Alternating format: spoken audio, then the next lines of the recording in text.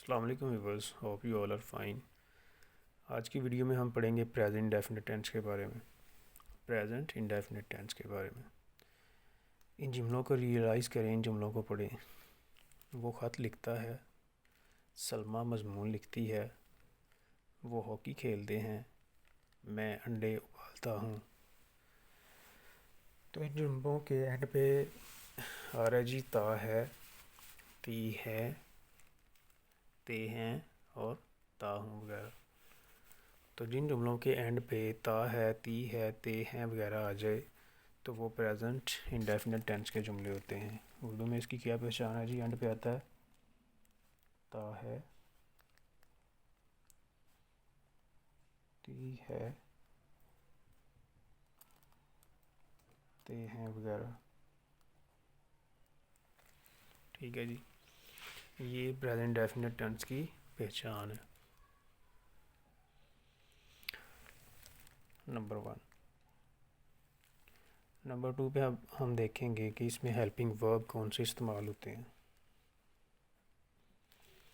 HV से मुराद है helping verb. तो इसमें हेल्पिंग वर्ब जो इस्तेमाल होंगे वो हैं डू और डज। हाँ, ये याद रखिए कि हेल्पिंग वर्ब डू और डज ये सिर्फ मनफी और सवालिया फ़िक्रों में आते हैं। मनफी और सवालिया फ़िक्रों में लगाए जाते हैं ये हेल्पिंग वर्ब। नंबर 3 पे फॉर्म ऑफ वर्ब कौन सी इस्तेमाल होगी? फर्स्ट। फॉर्म ऑफ वर्ब कौन सी इस्तेमाल होगी? फर्स्ट। अब हमारे पास कुछ ऐसे सब्जेक्ट्स, कुछ ऐसे प्रोनाउंस, कुछ ऐसे फ़ाइल होते हैं जिनके साथ ऐसे ही यस आता है फर्स्ट फॉर्म के साथ, और कुछ के साथ नहीं आता, कुछ के साथ नहीं आता। फॉर्म ऑफ वर्ब कौन सी इस्तेमाल होगी? फर्स्ट। ऐसे सब्जेक्ट्स जिनके साथ ऐसी यस आएगा वो कौन कौन से हैं जी? ही, शी, इट, या कोई सिंगुलर नेम,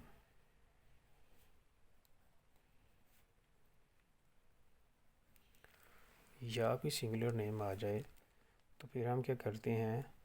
फर्स्ट फॉर्म के साथ एस या एस लगाते हैं। ठीक है जी। अगर सब्जेक्ट के तौर पर हमारे पास आ जाएं आई, वी, यू, दे, कोई प्लूरल नेम यानी जमा नेम, तो फिर हम क्या करते हैं? सिर्फ फर्स्ट फॉर्म इस्तेमाल करते हैं। क्या करते हैं? सिर्फ फर्स्ट फॉर्म इस्तेमाल करते हैं। सिर्फ फर्स्ट फॉर्म लगाते हैं। एस या ई एस नहीं लगाते, एस या ई एस इनके साथ हम नहीं लगाएंगे। ठीक है जी। आगे हम देखते हैं जी सेंटेंस स्ट्रक्चर, फिक्रे बनते किस तरह हैं जी।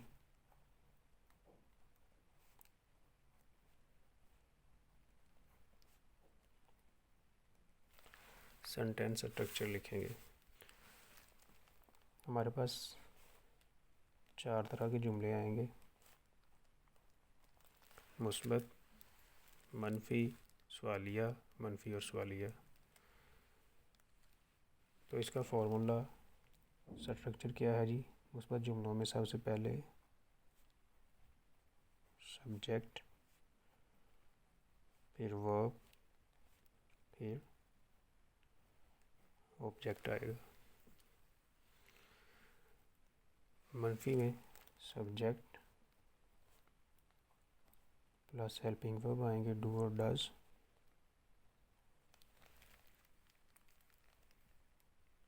नॉट,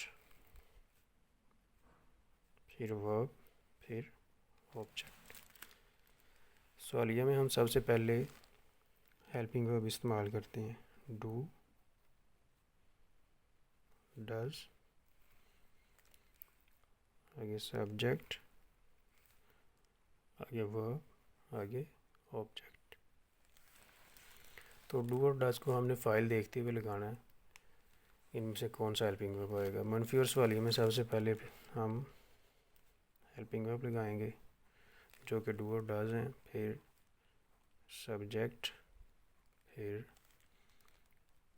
नॉट नेगेटिविटी शो करने के लिए, फिर वर्ब, उसके बाद ऑब्जेक्ट आएगा। ठीक है जी, ये स्ट्रक्चर है। 4 तरह के सेंटेंसेस हमारे पास आ गए।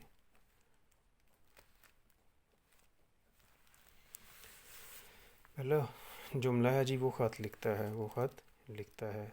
ऊपर इसकी उर्दू लिखी हुई है, वो ख़त लिखता है। तो यहाँ हम इसकी सिर्फ इंग्लिश लिखेंगे। सबसे पहले हम सब्जेक्ट लिखेंगे, फाइल लिखेंगे, तो आएगा ही, फिर वर्ब आएगा WRITE। अब इस वर्ब के साथ हमने SEIS का इजाफा करना है, क्योंकि ये सिंगुलर फाइल के साथ जो है सेंटेंस बन रहा है। He writes a letter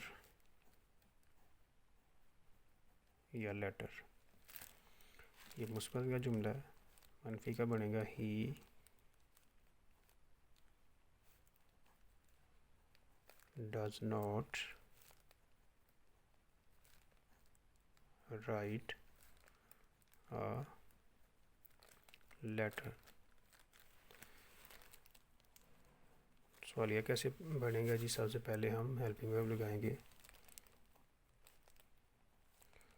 does he write a letter, आगे सवालिया निशान भी आएगा। मनफी और सवालिया कैसे बनाएंगे जी। Does he not write a letter, सवालिया निशान। ठीक है जी। मनफी और सवालिया जुमलों में जब हमने डू और डज का इस्तेमाल करना है मनफी और सवालिया जुमलों में, तो फिर हमने वर्ब के साथ कोई भी चीज़ नहीं लगानी, कोई भी SEIS का इजाफा नहीं करना, चाहे पीछे हेल्पिंग वर्ब चाहे पीछे फाइल या सब्जेक्ट हमारे पास सिंगुलर ही क्यों ना हो। अब दूसरा सेंटेंस है जी, सलमा मजमून लिखती है, वो हॉकी खेलते हैं। जमा वाला लिखते हैं, वो हॉकी खेलते हैं, ये वाला, वो हॉकी खेलते हैं। दे प्ले हॉकी, ये मुस्बत जुमला है। ठीक है जी। आगे लिखेंगे मनफी जुमला, वो हॉकी नहीं खेलते हैं। They do not play hockey. सवालिया फ़िक्रा कैसे बनेगा जी। हेल्पिंग वर्ब को शुरू में लेके आएंगे फ़िक्रे में, डू दे प्ले हॉकी। मनफी और सवालिया कैसे बनाएंगे जी। Do they not play hockey, आगे सवालिया निशान। अब इसी तरह हम मज़ीद जुमले इन रूल्स को फॉलो करते हुए हम मज़ीद जुमले बना सकते हैं। अगर किसी चीज़ की आपको समझ ना आए तो आप कमेंट सेक्शन में उसको पूछ सकते हैं या आप कॉल कर सकते हैं। उम्मीद करते हैं प्रेजेंट इंडेफिनिट टेंस की आपको मुकम्मल तौर पे समझ आ गई होगी। अगर आपको समझ नहीं आई, दोबारा रिपीट कर रहा हूँ, तो आप कमेंट में पूछ सकते हैं। Thank you for watching video. अल्लाह हाफिज़।